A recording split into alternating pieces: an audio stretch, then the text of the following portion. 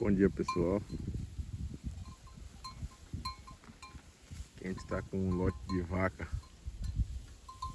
solteira, vacas que não emprenharam no IATF do último ano, que foi um ano difícil, teve atraso nas chuvas, foi um ano seco e a gente entrou em 2024 com chuvas, mesmo que atrasadas, mas nesse final de 2024 a gente não teve as chuvas esperadas no tempo correto.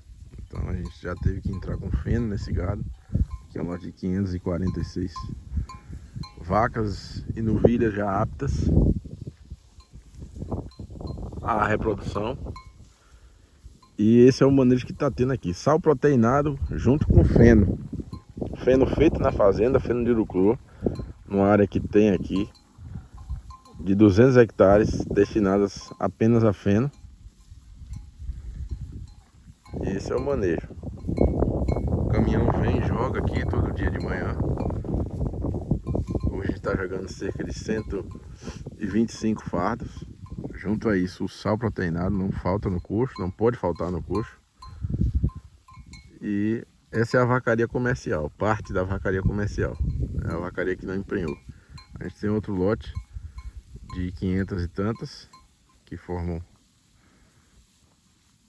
o lote das vacas que emprenharam. Essas estão soltas em duas grandes catingas que tem aqui com sal proteinado. Então o gado de lá está com a área bastante grande. E aí termina aqui. A gente fica com a lotação pequena, na verdade a lotação correta da região. Então a gente tem uma folga maior. O gado lá tá bonito, tá mais bonito que esse gado aqui. Então é isso aí. Em meio às braunas aí, esse gado vai comendo feno, vai se alimentando como dá. E aí, pessoal, é interessante falar sempre, né? Sempre a gente está falando nos vídeos, mas não tem como deixar de falar isso. A necessidade de ter um gado rústico. Porque se fosse um taurino aqui, um europeu, ele já estava definhando, né?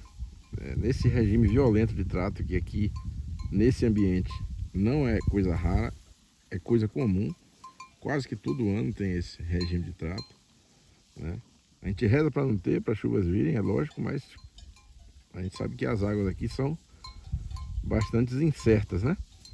Então esse é o regime de trato que a gente tem que sempre estar fazendo aqui, que é uma bucha seca, que é um feno, um sal proteinado. Então o gado tem que viver, sobreviver nesse regime de trato.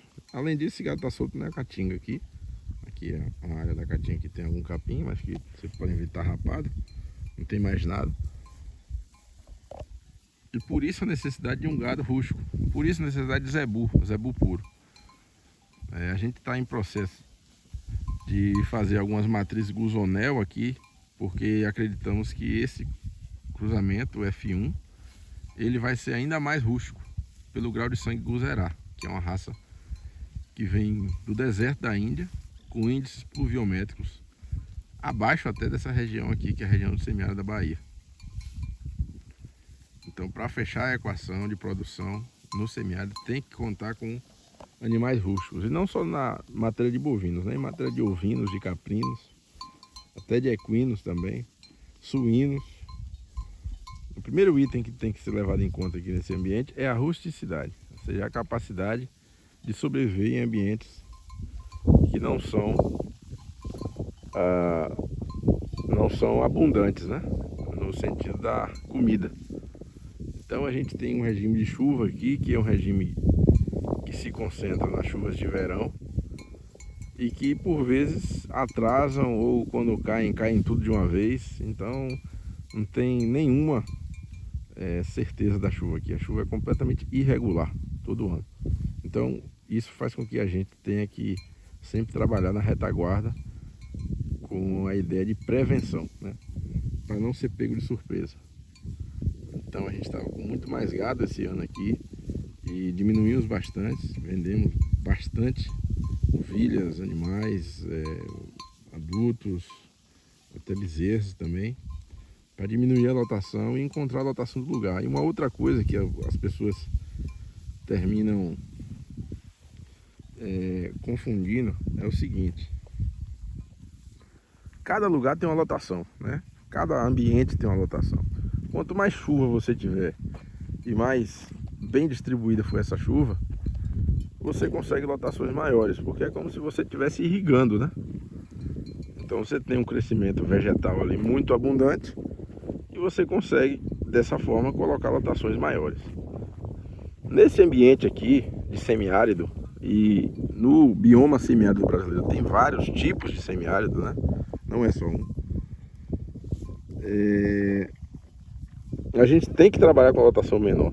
E muitas vezes trabalhar com a lotação menor para os órgãos aí, né, institucionais, é como se tivesse uma terra de pouca produtividade, ou seja, uma terra que não é produtiva, quando que na verdade o entendimento e o zoneamento dessas áreas tem que ser no sentido de que a lotação é menor mesmo. A gente tem exemplos no mundo todo de ambientes que a lotação é pequena.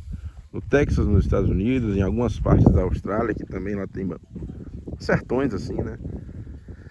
Você tem lotação de até 20 hectares para uma unidade animal. Então, isso não é porque a região é improdutiva, pelo contrário, é porque a lotação é da região.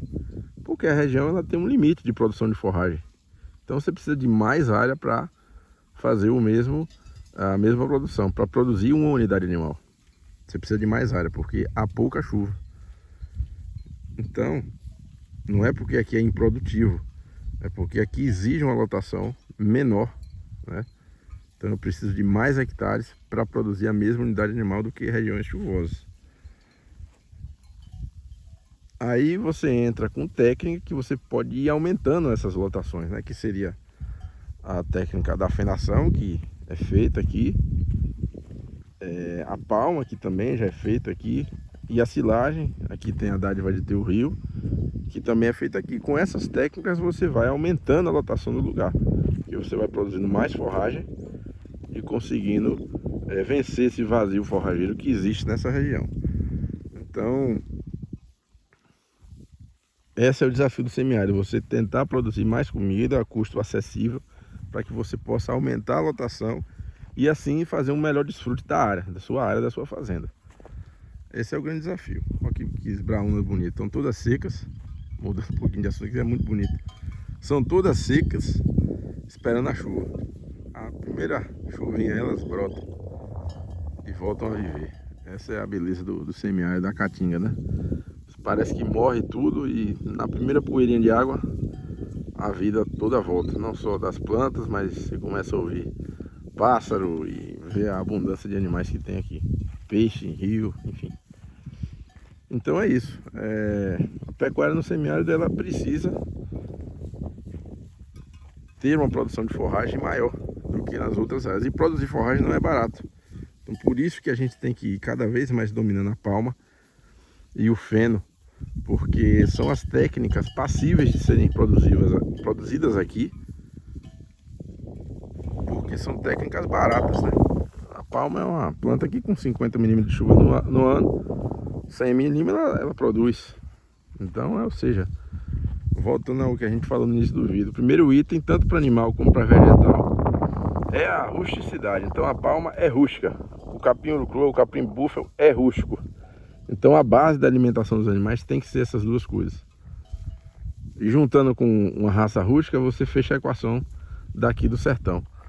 O que ocorre é que hoje você ainda tem a técnica da palma muito cara. Você tem pouco maquinário, ela é pouco mecanizada, então você tem um custo ainda alto. Embora ela produza muito por hectare e dilui esse custo.